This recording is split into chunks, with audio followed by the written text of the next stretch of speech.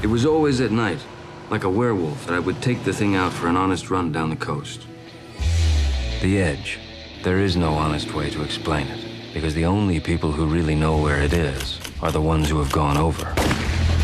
He was a reporter with a wild imagination. He was not afraid to express himself in sometimes shocking ways. I'm not at all embarrassed at the use of the word freak. Fear and Loathing in Las Vegas. It starts off like a rocket. That was mad genius. Ralph, when he first met Hunter, he'd never done any drugs. He loses it. Hunter always had to have a running crisis. Move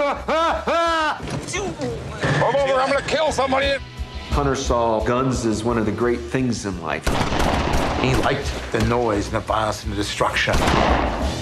I think he was important in a literary way and also in a political way. Hunter was in Chicago, right in the midst of the gas and the beatings. I came with the idea that he should move to Washington, become a full-time correspondent. When he showed up at the campaign, no one knew who he was until he started publishing. Then all hell broke loose. Some people will say that words like scum and rotten are wrong for objective journalism, which is true, but they miss the point. He described me as a half-crazy Davy Crockett running around the parapets of Nixon's Alamo. I desperately wanted to put an end to that senseless war. I'm sick and tired of old men dreaming up wars for young men to die in. Hunter's pieces were a hybrid of very accurate reportage and sometimes flat-out fantasy. And ended up on the wire as a straight story. You finally said, well, you made it all up. I couldn't believe that people really believed that Muskie was eating Ibogaine. I never said he was. I said there was a rumor in Milwaukee that he was, which was true, and I started the rumor in Milwaukee.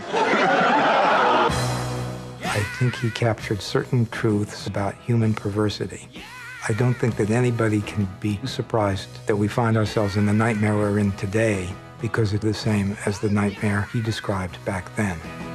He could have wielded a pretty effective sword against what's going on right now. He had this purity of vision. Will the real Hunter Thompson please stand up?